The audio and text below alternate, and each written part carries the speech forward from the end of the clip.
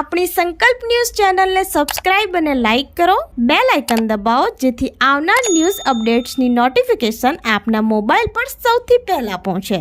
Like, subscribe and share the video. નમસ્કાર દર્શક મિત્રો, હું છું પૂજા ટંડેલ. સંકલ્પ ન્યૂઝમાં આપનું સ્વાગત છે. સમાચારની શરૂઆત કરતા પહેલા એક નજર આજના મુખ્ય સમાચાર ઉપર. વલસાડમાં માતા પુત્રીની મોપેડમાં આગ લાગતા એસટી બસ ચાલકે ફાયર એક્ઝિબિટરથી કાબૂમાં લીધી. હિંગરાશી તડકેશ્વર મંદિરે દર્શન કરી પરત ફરતા મોપેડમાં ધુમાડો નીકળતા ઉતરી જતા બંનેનો બચાવ. વલસાડ તાલુકાના હિંગરાજમાં રહેતા ટંડેલ પરિવારની મહિલા અને તેની પુત્રી સાથે શ્રાવણ માસ નિમિત્તે તડકેશ્વર મંદિરે દર્શન કરવા ગયા હતા. મંદિરે દર્શન કરી પરત ફરતી વખતે સીબી સ્કૂલ નજીક પહોંચતા મોપેડમાંથી ધુમાડો નીકળવા લાગ્યો હતો.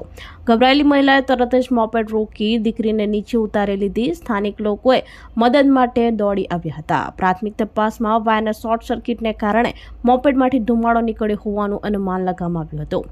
સ્થાનિક લોકોએ પાણીનો ઉપયોગ કરી આગ બુઝાવવાનો પ્રયાસ કર્યો, પરંતુ આગ કાબુમાં ન આવતા રસ્તા ઉપરથી પસાર થતી એસટી બસના એક જાગૃત ચાલકે ફાયર એક્સટિંગ્વિશર વડે આગ પર કાબુ મેળવ્યો હતો. મોપેડમાં ફાઇબરનું પ્રમાણ વધારે હોવાથી આગ વિકરાળ સ્વરૂપ ધારણ કરે તે પહેલા સ્થાનિક લોકોની સજાગતા અને એસટી બસ ચાલકની ત્વરિત મદદથી મોટી દુર્ઘટના બનતા ટળી હતી.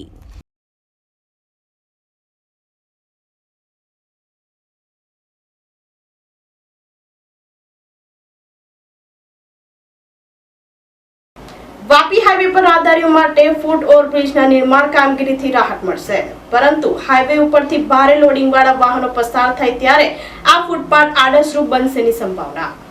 વાપી નેશનલ હાઈવે નંબર 48 ઉપરથી દિવસ રાત અનેક નાના મોટા વાહનોની દોડધામ થતી રહે છે. વળી આ હાઈવે ઉપરથી રાહદારીઓ જીવના જોખમે માર્ગ ઓળંગતા હોય છે અને કેટલાય રાહદારીઓના અકસ્માત સર્જાઈ ચૂક્યા છે અને કેટલાય લોકોના જીવ પણ ગયા છે. અકસ્માતોને ધ્યાને લઈ તેના નિવારણ માટે જવાબદાર વિભાગ દ્વારા ફૂટ ઓવરબ્રિજ બનાવવાનું શરૂ કરવામાં આવ્યું છે. Vapi national highway number 48 Balitha મામલતદાર ઓફિસ સામે ફૂટ ઓવરબ્રિજ બનાવવાની કામગીરી શરૂ કરવામાં આવેલી છે. આ ફૂટ ઓવરબ્રિજ બનશે ત્યારે હાઈવેની બંને બાજુથી રાહદારીઓ અવરજવર કરી શકશે અને અકસ્માતો સર્જાતા અટકી શકશે. આ ફૂટ ઓવરબ્રિજની કામગીરી અંતિમ તબક્કામાં પહોંચી છે. અત્રે નોંધનીય છે કે હાઈવે ઉપર ફૂટ ઓવરબ્રિજ બનાવવામાં આવ્યું તો છે, પણ ક્યારેક હાઈવે ઉપરથી ભારે લોડિંગ વાળા વાહનો પસાર થાય છે ત્યારે આ ફૂટપાથ આડશરૂપ બનશેની પણ સંભાવનાઓ લોકો દ્વારા વ્યક્ત કરાઈ રહી છે.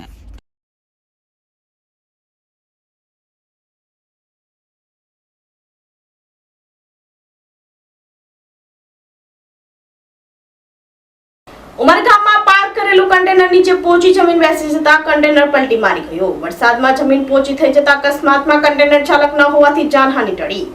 ઉમરગામ તાલુકાના ટીમ્બી ગામ ખાતેથી પસાર થતા એક કન્ટેનર ચાલકે કન્ટેનર પાર્ક કરી નજીકમાં કોઈ કામ અર્થે ગયો હતો. જિલ્લામાં સતત વરસી રહેલા વરસાદને લઈ જમીન પહોંચી થઈ જતા કન્ટેનર ધડાકાભેર પલટી મારી ગયો હતો.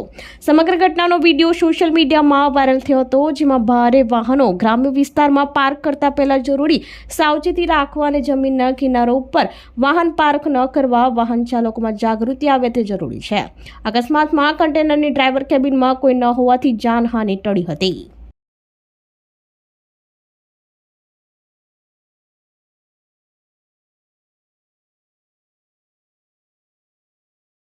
તો આ તાજના સમાચારો. નવા સમાચારો સાથે કાલે ફરી મળીશું. નમસ્કાર. આપણી સંકલ્પ ન્યૂઝ ચેનલને સબસ્ક્રાઇબ અને લાઇક કરો, બેલ આઇકન દબાવો જેથી આવનાર ન્યૂઝ અપડેટ્સની નોટિફિકેશન આપના મોબાઈલ પર સૌથી પહેલા પહોંચે. Like, subscribe and share the video.